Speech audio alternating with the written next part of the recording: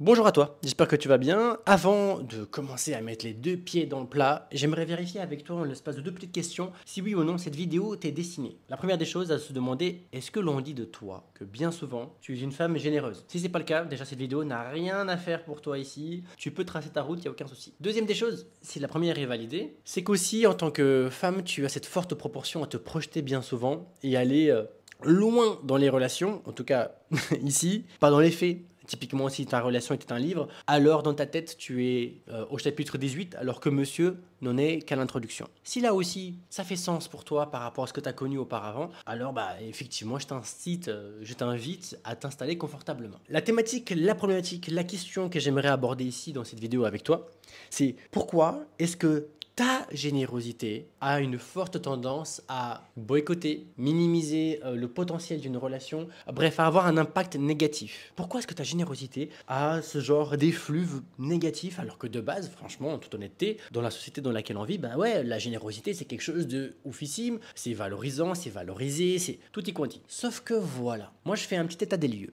C'est que si je me mets dans tes chaussures, dans tes bottes à toi, rapidement je vais faire un constat. C'est que lorsque je vais me conjuguer avec un homme, que celui-ci me plaît, que celui-ci me rassure, que celui-ci me donne l'impression d'être à ma place à ses côtés, très rapidement, je vais avoir une forte, très forte envie de m'engager, de m'investir et de lui montrer que je suis la bonne pour lui également. Et donc, qu'est-ce que ça va provoquer chez moi? Une forte proportion à être généreuse. Et en soi, sur le papier, c'est ok. Lorsque c'est inapproprié, mauvais timing ou alors de façon éléphantesque, beaucoup trop présent par rapport à ce que l'autre te donne, là ça commence à poser un problème. Je m'explique, ça y est, là on rentre dans le vif du sujet. Ce qui se passe, c'est que quand tu es aussi généreuse que ça, de base, tu vas me dire que oui, je suis généreuse parce que c'est une singularité qui me définit, basta cosy. Sauf que tu n'arriveras pas à me faire démordre de l'idée suivante. Comme quoi, si tu es si généreuse, l'air de rien, c'est parce que au fond de toi, tu attends un minimum de retour sur investissement.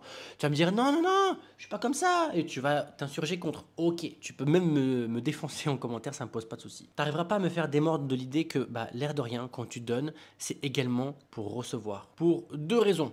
La première, tout simplement parce qu'en fait, tu es ancré dans ce dogme qui dit on récolte ce que l'on sème. Hein, comporte-toi avec les gens comme tu aimerais qu'eux se comportent avec toi. Tous ces trucs un peu bibliques, religieux, tutti quanti, c'est en nous. Ok, peu importe ta confession religieuse ou pas de confession, on s'en fout, on n'est pas là pour parler de ça. C'est juste un mindset.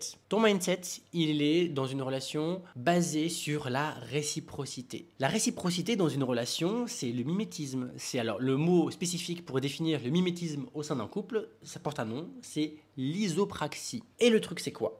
C'est que plus tu vas être généreuse, plus tu vas être impliqué alors que l'autre ne l'est pas, plus tu vas augmenter considérablement ta propre proportion à toi à poser un certain regard sur ton partenaire. Quel va être ce regard influencé par ton propre comportement? C'est celui où tu vas augmenter ses chances d'être perçu comme un putain d'ingrat. Pour quelle raison? Parce que plus tu vas lui donner plus que lui t'en donne, lui va se déplacer au sein de ta relation, au sein de votre relation, à l'image d'un funambule sur une très fine, mais alors très fine corde où un seul faux pas peut être synonyme de cataclysme. Je vais donner un exemple et la vidéo touchera déjà à sa fin. Que je fais une vidéo, un sujet et j'essaie d'être concis histoire que tu puisses retrouver dans chacune de mes vidéos l'essentiel de ce que tu vas chercher lorsque tu tapes un mot-clé, je ne sais pas. Mon exemple est le suivant. Si je suis toi et que j'ai ce comportement dit généreuse, ok? Et ce qui va se passer, c'est que je vais donner tout un tas de choses à mon partenaire, tellement que je vais voir en lui un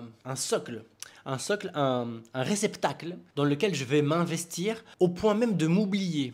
Parce que je vais être en suradaptation. Attention, garde bien ce mot en tête. Je vais donc être en suradaptation, je vais arrondir des angles qui sont déjà arrondis, je vais faire des concessions que je n'aurais pas dû faire en vue de presque m'oublier afin que lui me mette au centre de son échiquier. Au momentum, au virage où tu vas marcher sur cette putain de banane, le cataclysme arrive. Quelle est cette banane? C'est le moment où tu vas poser ton regard différemment sur lui parce que tu es arrivé au point de non-retour, où finalement le déficit s'accroît tellement que finalement, lorsqu'il fait enfin des efforts, c'est un peu comme s'il remboursait les intérêts qu'il a fait comment on appelle ça à l'établissement bancaire CTLM, tu sais, le petit bonhomme vert là, avec des agios, des je sais pas quoi. Quand il rembourse, il va pas rembourser. Quand tu vas faire des efforts, il va pas vraiment apporter les efforts que tu attends. Il va juste payer le différé. Et donc au final, ça commence à partir en cacahuète. Et c'est pour ça que tout à l'heure je te disais, retiens bien en tête le suradaptation. Tu vas sortir de la case suradaptation pour te transformer en une autre femme,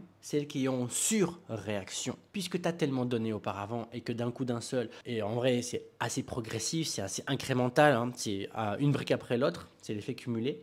Eh ben, tu vas passer de la suradaptation à la surréaction. C'est-à-dire qu'en fait, à partir de ce moment-là, c'est un peu comme si tu n'étais plus dans la salle d'attente à patienter après cet homme et qu'il réagisse enfin, mais tu es plutôt dans une salle remplie à ras-bord de poudre à canon. Et là, il vient d'arriver ce qui n'aurait pas dû arriver, à savoir une petite étincelle qui va provoquer un cataclysme.